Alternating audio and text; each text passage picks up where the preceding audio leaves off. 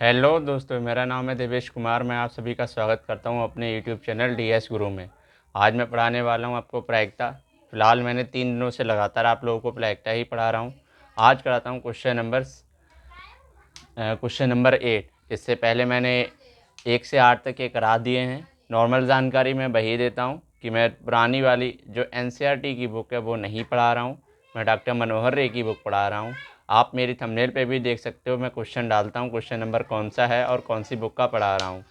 ठीक है दोस्तों, तो आज मैंने क्वेश्चन नंबर 8 से शुरुआत करते हैं।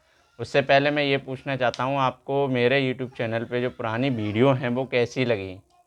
आप बताइएगा ज़रूर आपको कैसी लगी हो। आपके कमेंट मेरे लिए बहुत ज़रूरी हैं, क्योंकि ये मेरा डे 4 है, ना ही कि मैंने कुछ ज़्यादा दिन पढ़ाया है।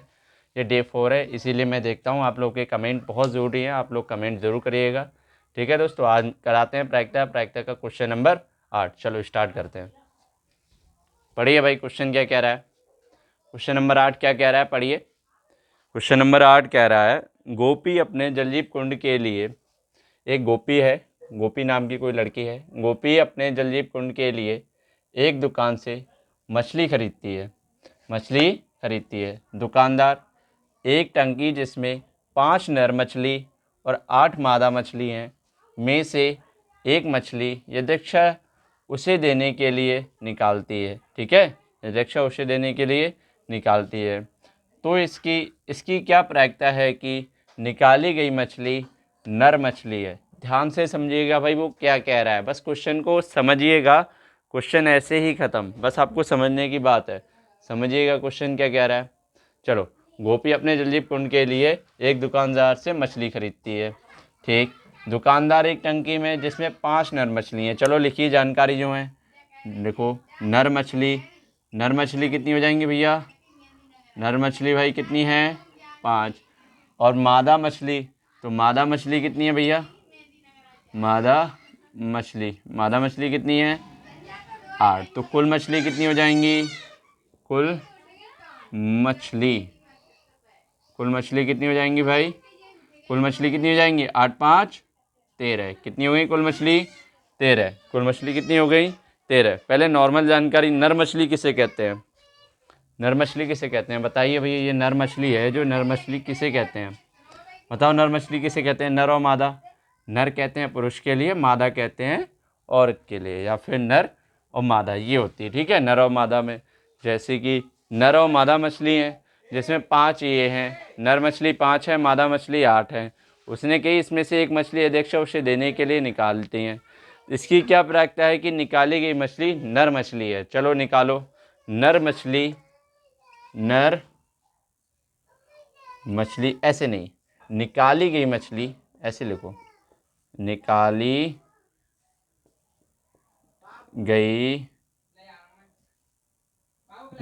गई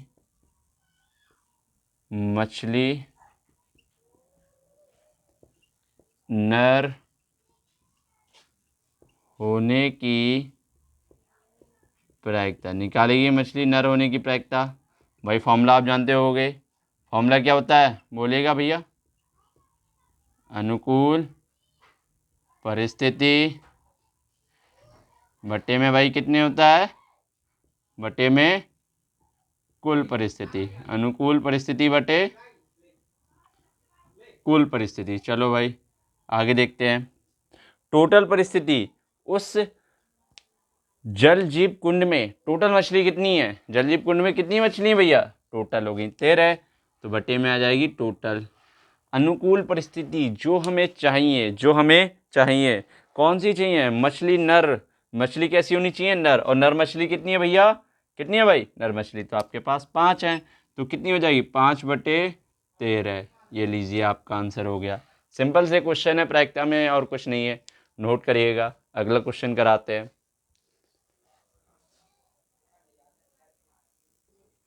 चलो भाई, आप लोगों ने नोट कर लिया होगा, तो करते हैं क्वेश्चन नंबर 9। अभी हमने करा था क्वेश्चन नंबर 8, इजी सा क्वेश्चन था, आपको समझ जरूर आएगा। क्वेश्चन नंबर 9 करते हैं, देखते हैं क्वेश्चन नंबर 9 क्या कह रहा है। ठीक है, पढ़िए क्वेश्चन नंबर 9। क्वेश्चन नंबर 9 कह रहा है, पाशे को एक बार फेंकने में ऊपर 5 बिंदु आने की प्रायिकता। पासे को एक बार फेंकने में ऊपर 5 बिंदु आने की प्रायिकता। पहली बात पासा जानते हैं, पासा किसे कहते हैं जानते होगे आप लोग? पासा किसे कहते हैं भाई, जानते होगे? पासा जो लूडो खेलते हैं, लूडो में इस तरीके से लूडो वाला पासा, ठीक है। तो लूडो वाला पासे की बात कर रहे हैं। पासे को एक बार फेंकने में ऊपर 5 बिंदु आने की प्रायिकता। सबसे पहली बात, एक पासे को फेंक रहे हैं तो एक पासे का सैंपल स्पेस बनाओ। सैंपल स्पेस जिसे हिंदी में कहते हैं प्रतिदर्श समष्टि। प्रतिदर्श समष्टि यानी हर बार में क्या क्या आ सकता है, उसके कहने का मतलब है क्या क्या आ सकता है, तो वो होती है प्रतिदर्श समष्टि या फिर सैंपल स्पेस। क्या क्या आ सकता है, एक पासे को फेंकने पे क्या क्या आ सकता है भाई, देखते हैं चलो। एक पासे का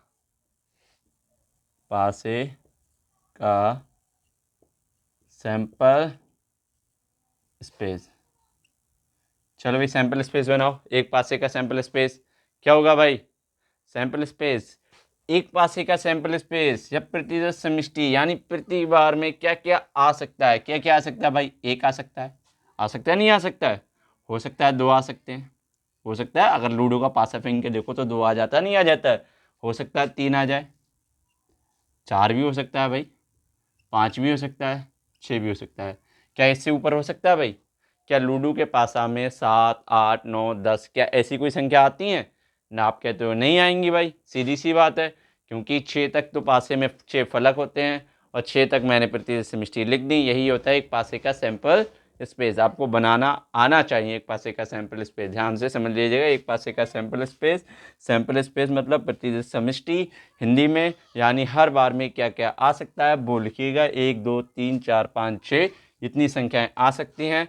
तो कुल परिणाम कितने हैं भाई इसमें, कुल परिणाम कितने हैं, कुल परिणाम कितने हैं,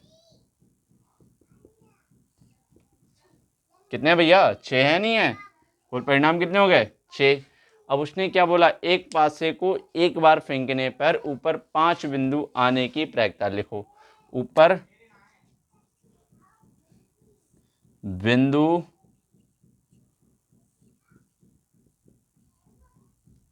बिंदु 5 आने की प्रायिकता। भाई फॉर्मूला क्या होता है प्रायिकता का, आप लोग अब जान ही गए होंगे। अनुकूल परिस्थिति बटे कुल परिस्थिति, ठीक है, अनुकूल परिस्थिति बटे कुल परिस्थिति। भाई चलो टोटल परिणाम हमारे पास कितने हैं, कुल 1, 2, 3, 4, 5, 6, तो टोटल हैं 6। अब भैया ये बताओ इन 6 में 5 कितनी बार लिखा हुआ है, 6 में 5 कितनी बार लिखा हुआ है, क्या ये 5 है, नहीं है, ये इनमें कोई नहीं है, केवल एक ही बार तो 5 है। तो एक पासे को यदि हम फेंकते हैं तो भाई 5 जो है एक ही बार आ सकता है, तो 1/6 ये आपका आंसर हो गया, नोट कीजिएगा भाई।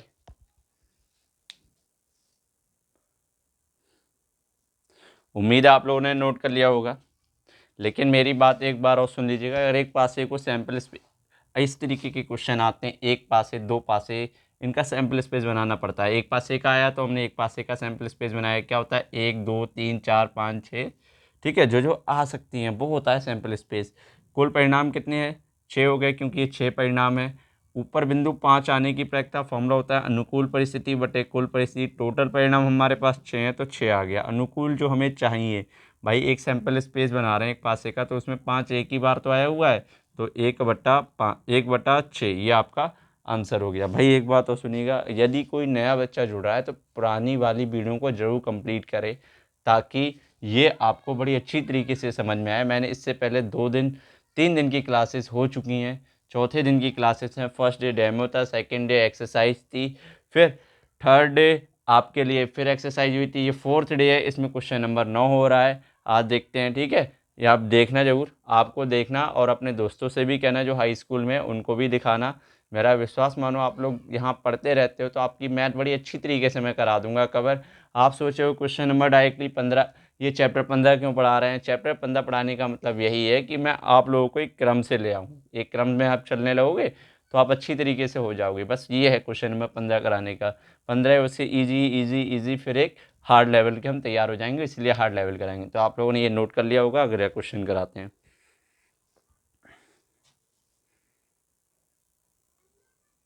चलो भाई, आप लोगों ने नोट कर लिया होगा, तो आपके सामने अब लिखा है क्वेश्चन नंबर 10। क्वेश्चन नंबर 10, इसे ध्यान से समझते हैं। क्वेश्चन नंबर 10 क्या कह रहा है? एक घटना के अनुकूल संयोगानुपात 3:5 हो तो उसके घटने की प्रायिकता ज्ञात करो। ध्यान से पढ़िएगा, ये बहुत बढ़िया क्वेश्चन है। ये आपको थोड़ा बहुत डिस्टर्ब करेगा, थोड़ा है अच्छा सा, तो देख लो। एक घटना के अनुकूल संयोगानुपात 3:5 हो तो उसके घटने की प्रायिकता ज्ञात करो। तो उसके घटने की प्रायिकता ज्ञात करो। एक घटना के अनुकूल संयोगानुपात, अनुकूल कोई सी के दिशा में, मतलब हमने चालों दूरी पढ़ते हैं तो उसमें होते हैं अनुकूल, इसके अनुकूल, इसके प्रतिकूल। अनुकूल मतलब उसी के संग चलना, मतलब एक क्रम का अनुकूल संग वाला अनुपात, यानी ये घटना घटित होने का, ये ना घटित होने का, ये घटित होने का, ये ना घटित होने, घटित होने का, ये ना घटित होने का संयोगानुपात है। ठीक है, अनुपात है। घटना घटित होने की कितनी बार, घटना घटित होना भैया कितना है? घटना घटित जो हो रही है, घटित होगी तो घटितना घटित हो रही है, ये कितनी है?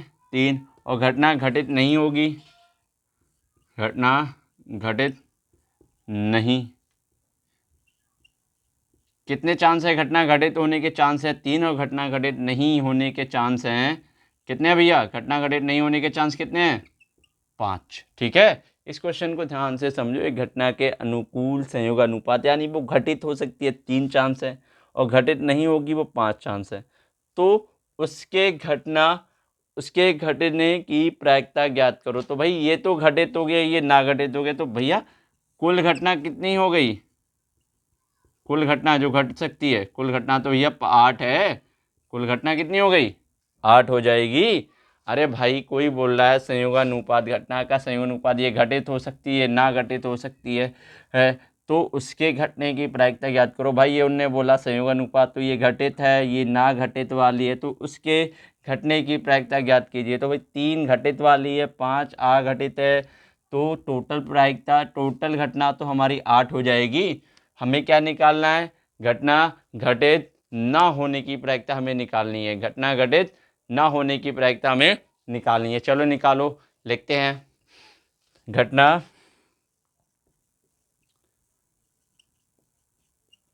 घटित होने की प्रायिकता क्या होता है भाई? फॉर्मूला अनुकूल परिस्थिति बटे कुल परिस्थिति, अनुकूल परिस्थिति बटे कुल परिस्थिति, अनुकूल परिस्थिति बटे कुल परिस्थिति। भाई कुल परिस्थिति, कुल घटना कितनी घटित हो सकती है? कुल घटना घटित हो सकती है, यानी घटित होना और ना घटित होना। टोटल घटना कितनी है भाई? टोटल कितनी है? 3 और 5 8 है ना टोटल, तो टोटल हो गई। अब भैया अनुकूल परिस्थिति होती है जो हमें चाहिए, क्या चाहिए? घटना घटित, और घटना घटित होने के चांस कितने हैं भाई? घटना घटित होने के चांस कितने हैं? 3, तो 3/8 ये आपका आंसर हो गया। ठीक है, 3/8 ये आपका आंसर हो गया। नोट कीजिएगा भाई।